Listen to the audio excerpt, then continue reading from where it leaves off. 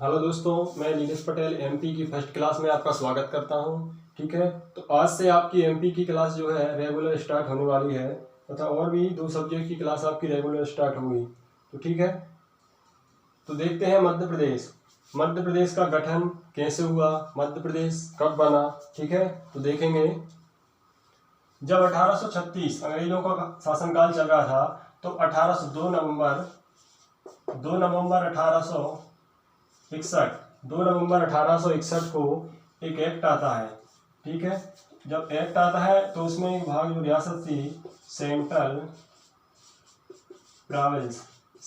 Province नाम की एक रियासत का गठन किया जाता है। कब? 1861 में। ठीक है, 1861 में। फिर उसके बाद जो है 1936 का जो एक्ट आता है बरार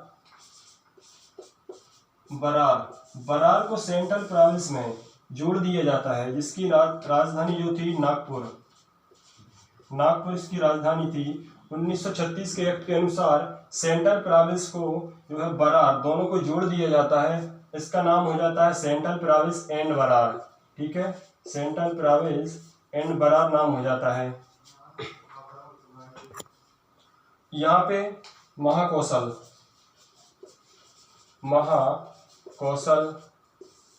ये यहाँ पे छत्तीसगढ़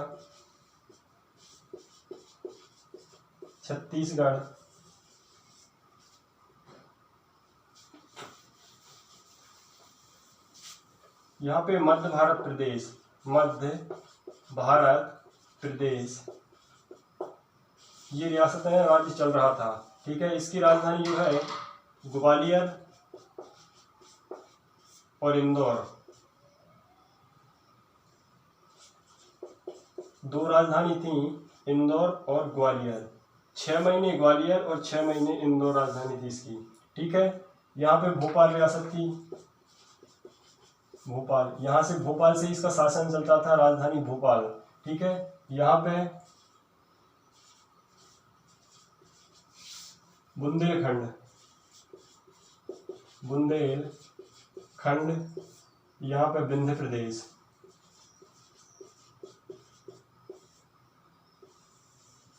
ये विंध्य प्रदेश। बुंदेलखंड की राजधानी रीवा। इस प्रकार 1947 जब देश आजाद हुआ तो शासन चल रहा था। ठीक है, तो 1947 में जब देश आजाद हुआ और उसके बाद 1948 की बात की जाए तो 1948 में जवाहरलाल नेहरू द्वारा सभी राज्य व रियासतों को पार्ट ए, बी, सी और डी में बांटा गया। जो सबसे बड़ी रियासत थी उसे पार्ट ए में, उससे छोटी जो रियासत थी उसे बी में तथा उससे छोटी को सी में, तथा डी की यदि बोला जाए तो डी पार्ट में सिर्फ एक ही रियासत थी जो थी अंडमान निकोबार द्वीप समूह। ठीक है, सिर्फ एक ही रियासत थी डी में। कौन सी थी? अंडमान निकोबार। अब पार्ट ए का हिस्सा ये था सेंट्रल प्रोविंस एंड बरार। इतना जो भाग था ये पार्ट ए में रखा गया। इसके बाद पार्ट बी, मध्य भारत प्रदेश को पार्ट बी में रखा गया है। ये पार्ट बी का हिस्सा था। बुंदेलखंड जो था पार्ट सी का हिस्सा हुआ करता था, सी का हिस्सा। भोपाल भी पार्ट सी में आता था। ठीक है, तो 2 पार्ट सी में थे, एक बुंदेलखंड तथा दूसरा भोपाल। उसके बाद सेंट्रल प्रोविंस बरार, महाकौशल, छत्तीसगढ़ और विंध्य प्रदेश जो था वो पार्ट ए का हिस्सा हुआ करता था। तो 1948 में इस प्रकार शासन चल रहा था। होता क्या है, जब देश आजाद हुआ 47 में और 48 के बाद एक ही राज्य में विभिन्न भाषीय लोग, अर्थात एक ही राज्य में विभिन्न भाषीय लोग रहने के कारण हर राज्य में विवाद उत्पन्न होने लगे, क्योंकि एक दूसरे की भाषा जो है समझ में नहीं आती थी। तो भाषा के आधार पर राज्यों के पुनर्गठन की मांग उत्पन्न होने लगी। देखेंगे,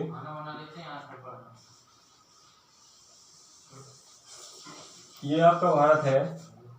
1948 में हैदराबाद रियासत ने भाषा के आधार पर राज्य के पुनर्गठन की मांग की। ठीक है, तेलुगु भाषी लोग थे, तेलुगु भाषी ने बोला कि हम जो तेलुगु हैं हमारे लिए एक अलग राज्य बनाया जाए जिसमें हम एक तेलुगु भाषी लोग रहेंगे। इस प्रकार से हैदराबाद रियासत ने मांग की, क्योंकि भाई देश आजाद तो हो गया लेकिन इसके अंदर जो है माहौल बहुत ही विद्रोही था, खतरनाक था। तो होता क्या है, 1948 में, जून 1948 में एस के धर आयोग बनाया गया और उससे बोला गया कि राज्यों का पुनर्गठन भाषा के आधार पर किया जाना चाहिए या नहीं, इसकी आपको जांच करना है। तो जून 1948 में एस के धर आयोग बनाया गया और नवंबर 1948 में इसने अपनी रिपोर्ट सौंपी। रिपोर्ट में क्या कहा? रिपोर्ट में कहा कि किसी भी राज्य का भाषा के आधार पर पुनर्गठन नहीं किया जाएगा। यदि भाषा के आधार पर राज्यों का पुनर्गठन करेंगे तो भारत में कितने राज्य बनेंगे?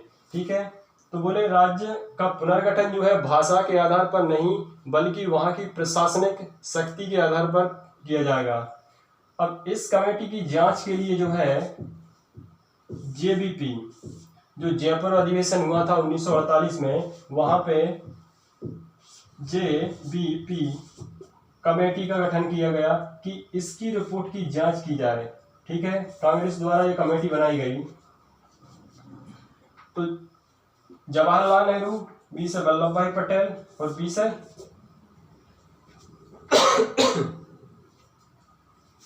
इस प्रकार की कमेटी बना दी। अब इसका भी 1948 में हुआ था, तो 1949 में जेबीपी द्वारा 1949 में रिपोर्ट सौंपी। इसने भी कहा कि भाषा के आधार पर किसी भी राज्य का पुनर्गठन नहीं किया जाएगा। एकता और प्रशासन को देखकर वहां के राज्य का पुनर्गठन किया जाएगा। लेकिन होता क्या है, इसके बाद 1952 आता है। 1952 में तेलुगु भाषी जो है, नीचे तेलुगु भाषी पोट्टी श्री रामुलु, कौन?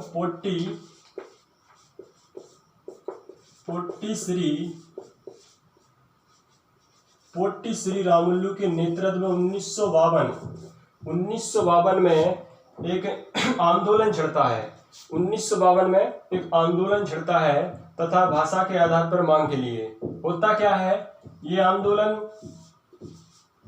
58 दिन तक चलता है। 58 दिन तक जब रामुलु भूखे रहते हैं तथा इस हड़ताल आंदोलन में बैठे रहते हैं, तो 48 दिन बाद उनकी मृत्यु हो जाती है। 48 दिन बाद उनकी मृत्यु हो जाती है, और जब मृत्यु हो जाती है तो आंदोलन और भी ज्यादा उग्र रूप लेने लगता है। तो तत्कालीन जवाहरलाल नेहरू द्वारा एक नए राज्य अर्थात आंध्र प्रदेश 1953 में तेलुगु भाषियों के लिए, जो तेलुगु भाषा बोलते थे उनके लिए एक राज्य के गठन की बात की। 1 अक्टूबर 1953 को आंध्र प्रदेश का गठन किया जाए, अर्थात 1 नवंबर 1953 को आंध्र प्रदेश का गठन किया गया। अब एक राज्य का गठन हो गया भाषा के आधार पर, तो हुआ क्या, जब भाषा के आधार पर एक राज्य का गठन हुआ तो इसका पता जब सब राज्यों में चलता है तो सभी राज्यों में विवाद उत्पन्न होने लगे कि हमको भी ऐसा ही किया जाए, अर्थात हर राज्य को भाषा के आधार पर बनाया जाए। तो होता क्या है, इसके लिए कमेटी बनाई जाती है। ठीक है,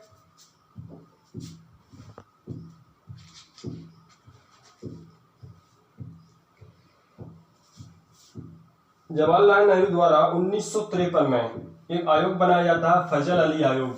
कब बनाया जाता है? 1953 में।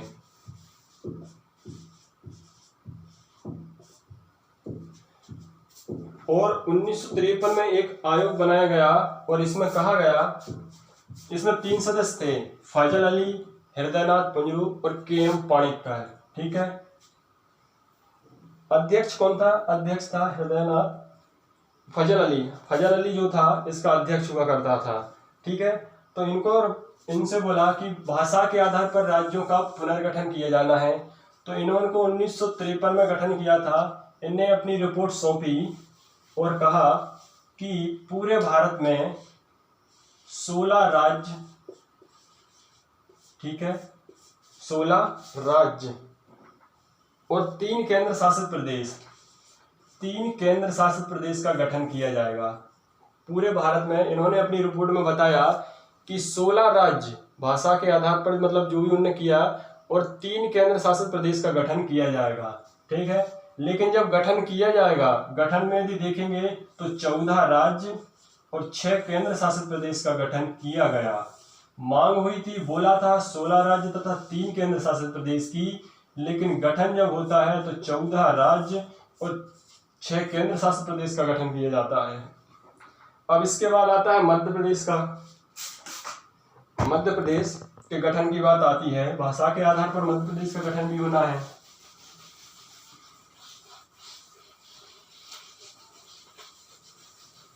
देखो,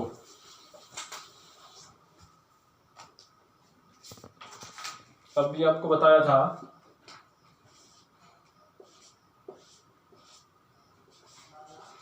सेंट्रल प्रोविंस एंड बरार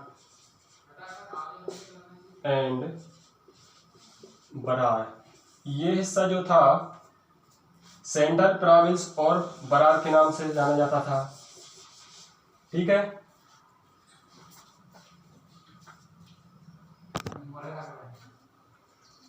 तो बीच में आपका यहाँ पे क्या था, सेंट्रल प्रोविंस, ये सेंट्रल प्रोविंस बरार, यहाँ पे महाकौशल, ये छत्तीसगढ़,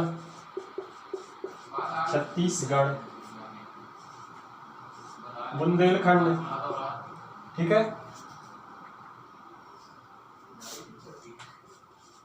बुंदेलखंड, विंध्य प्रदेश, ये विंध्य प्रदेश है,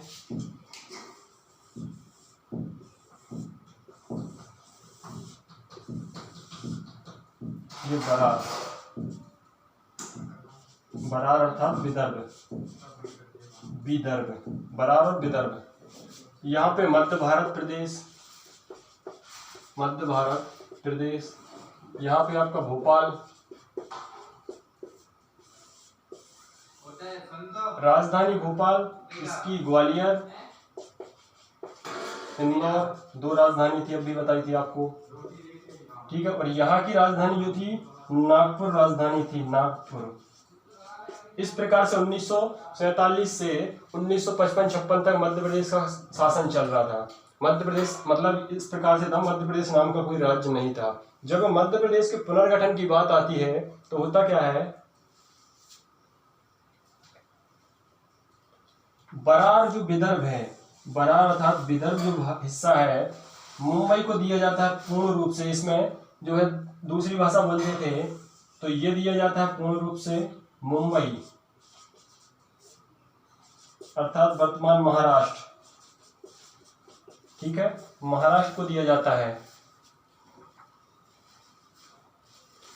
छत्तीसगढ़ को पूर्ण रूप से इसी में मिला लिया जाता है, लगभग इसी प्रकार की भाषा बोलते थे। इसके बाद आती है विंध्य प्रदेश की बारी, तो विंध्य प्रदेश को भी इसी में मिला लिया जाता है। इनको पूर्ण रूप से मिला लिया जाता है क्योंकि लगभग वही भाषा बोलते थे, कहाँ जावा इधर आवा, इस प्रकार से मतलब समथिंग वही भाषा थी। भोपाल को भी पूर्ण रूप से इसमें मिला लिया गया। अब बारी आती है मध्य भारत प्रदेश की, ठीक है। मध्य भारत प्रदेश जो है राजस्थान की सिरोंज तहसील को, मध्य भारत जहाँ पे राजस्थान की सिरोंज तहसील को मध्य प्रदेश में मिलाया जाता है, जो कि विदिशा में है, वर्तमान विदिशा, ठीक है, विदिशा में है। सिरोंज तहसील को मध्य प्रदेश में मिलाया जाता है तथा मध्य प्रदेश से यहाँ से भानपुरा तहसील के सुनील टप्पा, भानपुरा तहसील जो थी उसके सुनील टप्पा क्षेत्र को राजस्थान को दिया जाता है, अर्थात एक तहसील को लिया और एक को दिया, ठीक है, बराबरी। तो इस प्रकार से ये सभी को मिला के मध्य प्रदेश का गठन होता है। ये पूर्ण रूप से चला गया, इसमें 8 जिले जाते हैं, ठीक है, महाराष्ट्र में 8 जिले चले जाते हैं। अब इसको पूर्ण रूप से मध्य प्रदेश बनाया जाता है तथा इसका नाम जवाहरलाल नेहरू द्वारा इसका नामकरण किया जाता है। जवाहरलाल नेहरू द्वारा इसको मध्य प्रदेश नाम दिया जाता है, ठीक है, क्योंकि ये मध्य में स्थित था। अब हुआ क्या, जब 1956 1 नवंबर 1956 को मध्य प्रदेश का गठन हुआ, ठीक है, मध्य प्रदेश का गठन हो गया। तो राजधानी इसकी नागपुर थी, जो कि महाराष्ट्र मुंबई में चली गई। तो महाराष्ट्र मुंबई में चली गई तो राजधानी बनाया गया उस टाइम भोपाल को। भोपाल राजधानी कब बनी, 1956 को, 1 नवंबर 1956 को भोपाल को मध्य प्रदेश की राजधानी बनाया गया। यदि पूछा जाता है मध्य प्रदेश की पुरानी राजधानी क्या थी, तो क्या थी, नागपुर। और यदि पूछा जाए कि कितने वर्ष रही, तो 1947 से 1956 अर्थात 9 वर्ष जो राजधानी है नागपुर रही मध्य प्रदेश की, 9 वर्ष रही थी। इस प्रकार से मध्य प्रदेश का गठन हुआ, ठीक है। अब देखते हैं मध्य प्रदेश का गठन हो गया, तो अब मध्य प्रदेश का आकार जो है कैसा है, भारत में किस प्रकार का राज्य बना है देखेंगे। 1956 का मध्य प्रदेश, 1956 का मध्य प्रदेश, ठीक है, तो कैसा था देखेंगे।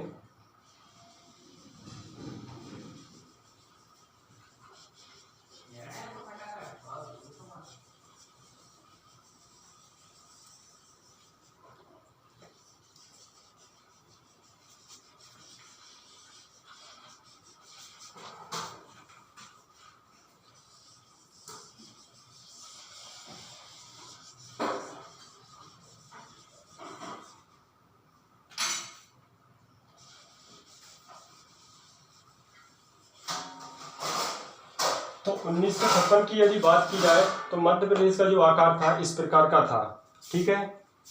वर्तमान में इतने को काट के छत्तीसगढ़ बना दिया गया है, ये भी इसमें प्लस था, ठीक है।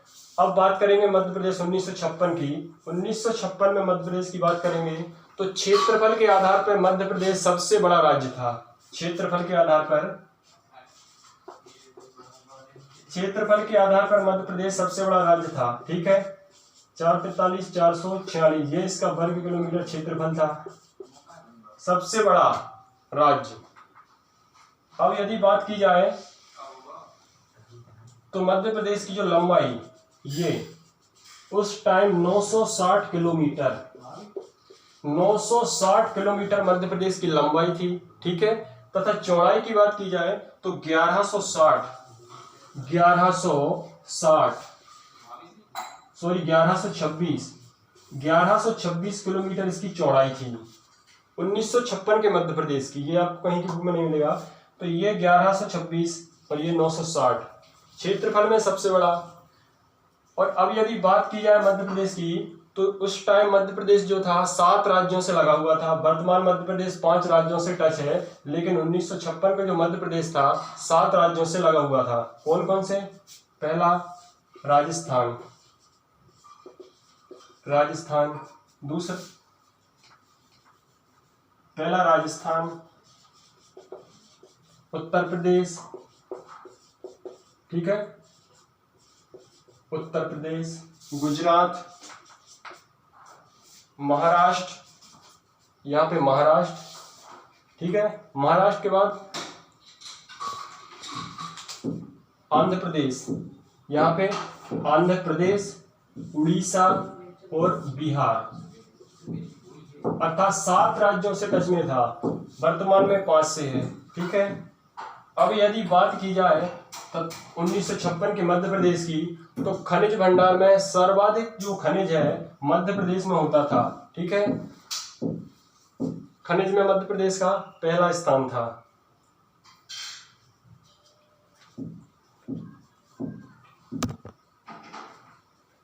जैसे कि हीरा, पन्ना, ठीक है, बालाघाट में टंगस्टन, होशंगाबाद में, इस प्रकार संगमरमर जबलपुर और सभी प्रकार का खनिज भंडार जो है मध्य प्रदेश में पाया जाता था। छोटा नागपुर मध्य प्रदेश में था। पूरा लोहा लंगड़ जो है मध्य प्रदेश के छत्तीसगढ़ यहाँ पे पाया जाता था, जब नागपुर में होता था, ठीक है। तो कृषि और खनिज में मध्य प्रदेश का पहला स्थान था। 1956 में जब मध्य प्रदेश बना 43 जिलों के साथ इसका गठन हुआ था, ठीक है। इसके बाद अगली क्लास में राज्यों का गठन देखेंगे, मतलब जिलों का गठन देखेंगे।